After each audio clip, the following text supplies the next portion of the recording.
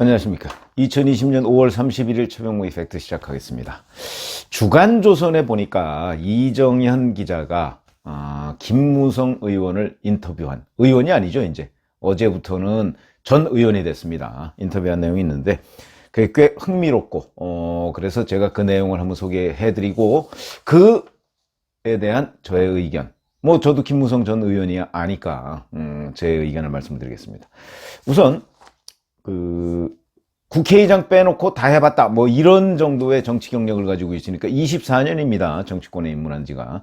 그 전에 뭐 YS 상도동계에 입문해서 사실 거기서 이제 잔뼈가 굵었다, 뭐 이렇게 얘기를 할 수가 있으니까, 정치를 국회의원 뺏지 말고 단 것까지 합치면 더 많죠. 훨씬 더 많죠. 근데 이제 뭐 보수 진보 뭐 이런 데에 대해서 이렇게 얘기했습니다. 사람은 변해야 한다. 나도 변하려고 나의 사고를 바꾸려 노력하고 있어요. 내 입으로 절대 보수라는 말을 쓰지 말자. 우파라는 말을 쓰자고 다짐해. 이렇게 얘기를 했고, 나는 진보라고 표현 안 해. 북한 가면 공산당이 보수야. 그 말로 하면 우리는 백전백패야. 단어가 가진 뜻은 진보가 나아. 자꾸 새롭게 변해가니까. 라는 진보 보수론을 얘기를 했습니다.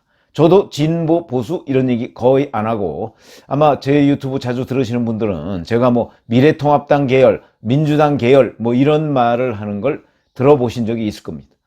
그래서 저는 그런 표현을 웬만하면 안 쓴다. 저도 이 견해에 동의합니다. 왜 그러냐면 보수라는 그 단어에 가지고 있는 의미, 이런 것 때문에 특히 젊은 층에서 이 단어 자체에 대한 거부감이 있다. 그러니까 이 단어를 쓰는 순간 벌써 5% 내지 10%를 잃고 들어간다. 저는 이렇게 생각을 하기 때문입니다. 자, 5월 25일, 26일 이틀간 RN서치라는 곳에서 이제 대선 후보 지지, 여권 말고요, 했더니 38.4%가 없다. 압도적 1등입니다.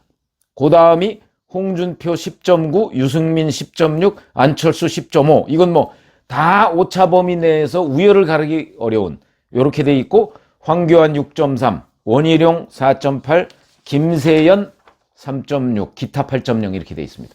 이걸 보면 야권의 후보는 뭐 사실상 없는 셈이나 마찬가지다. 저는 이렇게 봅니다. 왜 그러냐면 없음이 38.4%로 홍준표, 유승민, 안철수 뭐 이런 사람들이 3배, 거의 4배가 다 된다는 얘기는, 홍준표, 안철수, 유승민 이런 사람은 별로 여권 후보로 생각하지 않는다. 야권 후보로 생각하지 않는다. 아마 유권자들이 그런 생각을 가지고 있지 않나, 이런 생각이 듭니다. 이 사이에 뭐 우열을 가르기는 어렵다.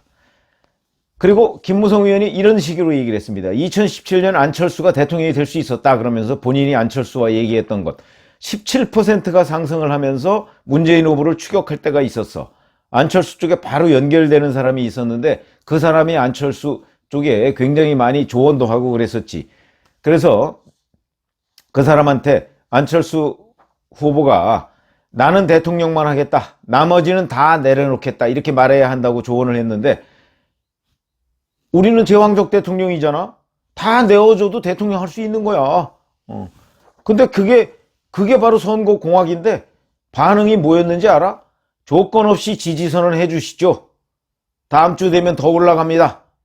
이러는 거야. 내가 니는 정치도 모르고 선거도 모른다, 이렇게 얘기해 줬어.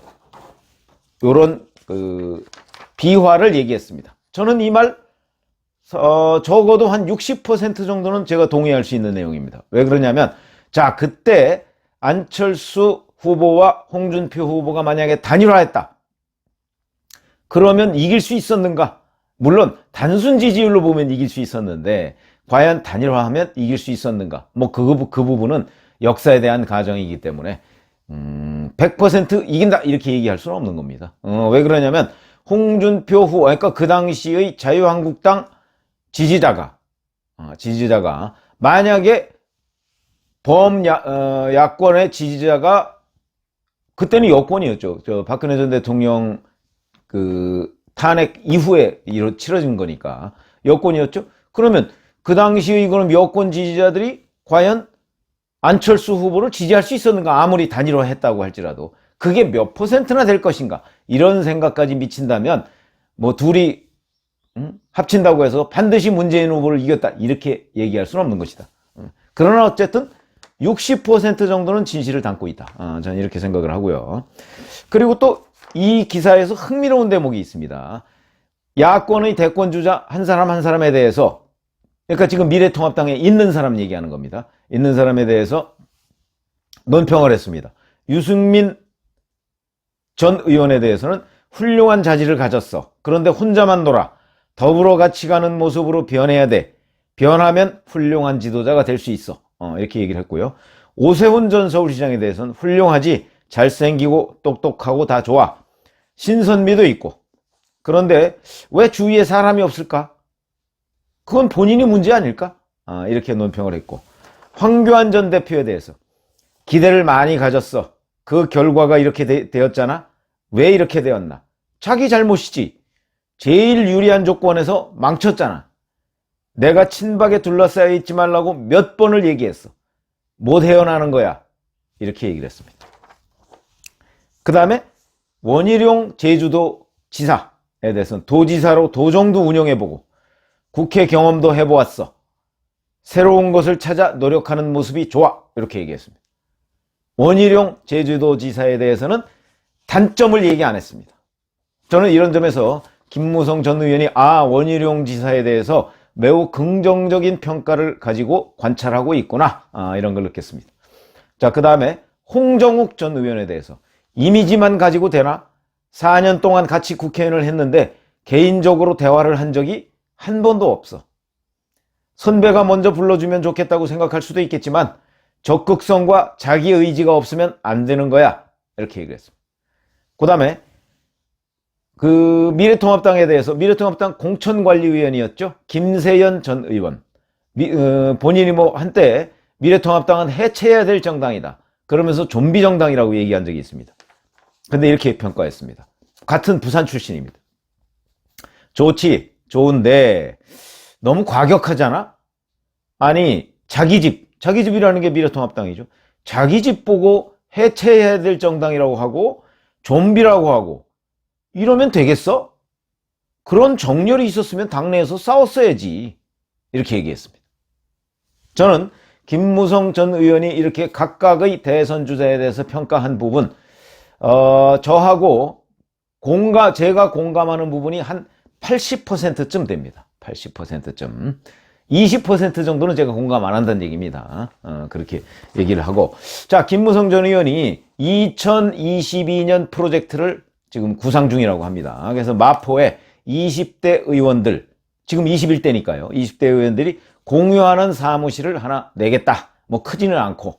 근데 회비는 각자 걷어서 운영하겠다. 이런 식으로 얘기를 했습니다.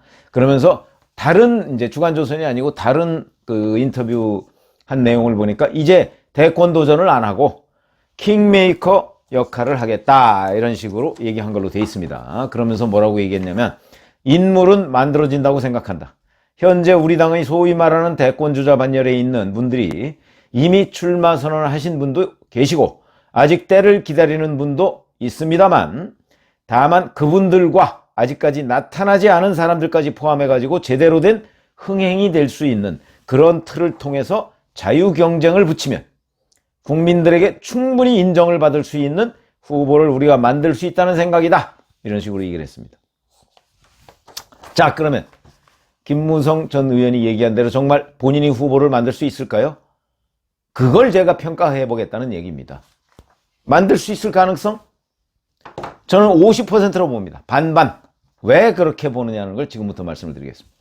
자, 김무성 전 의원이 지금 야권의 대권 후보에 대해서 이 사람 저 사람 다 평가를 했지만 지금 당 밖에 있는 홍준표 전 대표에 대해서는 평가를 안 했습니다. 그거는 아마 기자가 물어보지 않은 탓도 있겠지만 잘 모르겠습니다. 저는 홍준표 전 대표에 대해서 김무성 전 의원이 긍정적인 평가를 할 거라고는 생각하지 않습니다. 이미 홍준표 전 대표는 대선 후보로서 검증을 받았기 때문입니다. 유승민 전 의원도 마찬가지죠. 그런데 자, 우선 김무성 전 의원이라면 잘 아시지만 비박계의 수장이었습니다. 이것이 김무성 전 의원한테는 낙인처럼 인식이 돼 있습니다.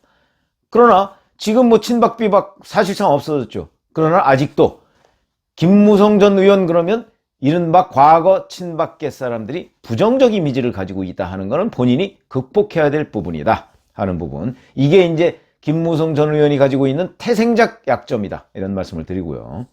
자, 그 다음에 이런 것 때문에 미래통합당에서 김무성 전 의원이 영향력을 미칠 수 있는 사람이 절반도 안 된다. 아마 한 20, 30%나 될까 하는 것들이 굉장한 약점이다. 이런 말씀을 드리고요. 그 다음에 저는 정치인을 크게 나누면, 물론 분류법은 여러 가지가 있습니다만은, 자, 이성적 정치인과 감성적 정치인으로 나눕니다. 그게 우리 야권의 양대 산맥이었다고 할 수 있는 DJ와 YS, YS와 DJ, 이런 사람들의 정치 스타일과 저는 명확하게 일치한다, 이렇게 생각합니다. 이성적 정치인은 분석형이다. 이거는 주로 DJ 밑에서 정치 생활을 한 사람들이 분석형인 사람들이 많이 있다. 그런데 감성적 정치인은 행동형이다. 행동형은 YS 밑에서 정치 활동을 한 사람들이 대개 행동형인 경우가 많더라. 제가 정치부 기자를 한 30년 해가면서 관찰을 해본 결과입니다. 이렇게 크게 둘로 나눌 수 있는데, 이 중에서 김무성 전 의원은 행동형 정치인이다. 감성적 정치인이라는 것이죠. 육감으로, 직관으로 정치를 분석하는 걸 가지고 있습니다. 그런 시각을 가지고 있고 그런 감각이 탁월하다. 그러나 분석적이지 않다. 저는 이런 생각을 가지고 있습니다. 그럼 분석적이지 않으면 어떤 약점을 가지고 있느냐? 큰 그림을 못 그린다. 무슨 정치 현상을 봤을 때 그 정치 현상에 대해서 본인이 직감적으로 느낍니다. 자기의 경험과 뭐 감성으로 이건 뭐야 느낍니다. 그러나 정치 현상이나 사회 현상은요, 꼭 한 가지 면만 있는 건 아닙니다. 종합적인 면이 있습니다. 그러니까 본인이 직관적으로 느꼈지만 무슨 예수님과 무슨 석가모니도 아니고 그거에 대해서 반드시 부작용과 반작용이 있을 수 있다. 이런 것들을 분석형 정치인이 좀 보완을 해줘야 된다. 근데 그런 점에서 본다면 김무성 전 의원은 주변에, 아마 제가 알기로는 주변에 분석형 정치인이 별로 없습니다. 그런 것이 또 하나의 약점이다, 이런 말씀을 드리고요. 그러니까 전략적인 면이 부족하다는 거죠. 전략적인 면. 그래서 자, 앞으로 이제 만약에 마포 사무실에서 20대 이제 뭐 낙선하거나 불출마하거나 뭐 이런 사람들이 모여서 이제 토론도 하고 뭐 전문가도 불러다가 뭐 얘기를 하고 한다고는 합니다. 그것이 저는 상당한 도움이 될 것이다. 그것이 김무성 전 의원의 약점을 보완할 수 있는 계기가 될 것이다, 이렇게 생각을 하고요. 그런데 또 20대 의원들만 거기에 모인다면 그 자체가 가지고 있는 한계도 또 뚜렷할 것이다, 저는 이렇게 생각을 합니다. 그 한계라는 게 뭐냐? 바로 자기네들 그 인너서클 안에서 이루어지는 뭐 자기네들끼리의 분석. 그리고 김무성 전 의원, 제가 알지만 과거 비박계 외에 또 다른 사람들하고 또는 그 정치부 기자들하고도 자기하고 아주 밀접한 관련을 가지는 사람들, 그 사람들만 하고만 굉장히 소통을 열심히 하고요. 그 외에 대다수의 정치부 기자들하고는 소통을 잘 안 하는 것으로 제가 알고 있습니다. 김무성 전 의원이 바로 그런 점에서는 유승민 전 의원하고 아주 비슷한 스타일입니다. 뚜렷한 한계가 있다. 그러니까 동종교배가 많이 이루어지고 있는 그런 정치인 스타일이다, 이렇게 말씀을 드리고요. 본인의 약점을 보완하려면 이종교배가 이루어진다. 이게 노무현 전 대통령이 줄곧 얘기했던 겁니다. 동종교배가 이루어지면 거기서 돌연변이가 나올 수도 있다. 이종교배, 그러면 자기 부족한 면을 채울 수 있다. 그런 점에서 본다면 지금 이 사람들 외에, 예를 들어서 윤석열 검찰총장은 왜 후보감이 안 됩니까? 이것도 사실은 기자가 좀 물어봤으면 좋았을 뻔했는데 그렇지 않았더군요. 그 다음에 안철수 대표, 2017년에 그 비화만 얘기할 것이 아니고 안철수 전 대표의 장단점에 대해서도 뭔가 얘기를 좀 했어야 하는 것 아닌가. 그리고 안철수 전 대표도 후보 반열에서 탈락시키면 안 된다, 이런 생각을 하고요. 그 다음에 예를 들어서 김병준 전 비대위원장, 여기도 이종교배입니다. 왜 그러냐면 노무현 전 대통령 사람이었으니까.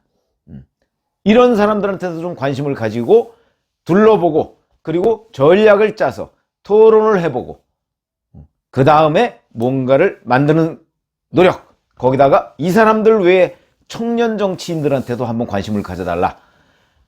한국 정치가 2022년에 지금까지 못했던 40대 기수가 나올 수도 있습니다. 그런데도 좀 관심을 가진다면 김무성 전 의원의 킹메이커 역할은 성공할 것이고, 그러나 그렇지 않다면 김무성 전 의원이 가지고 있는 자산의 외연을 확장하지 않는다면 이 구상은 실패로 돌아갈 것이다. 이런 말씀을 드립니다. 감사합니다.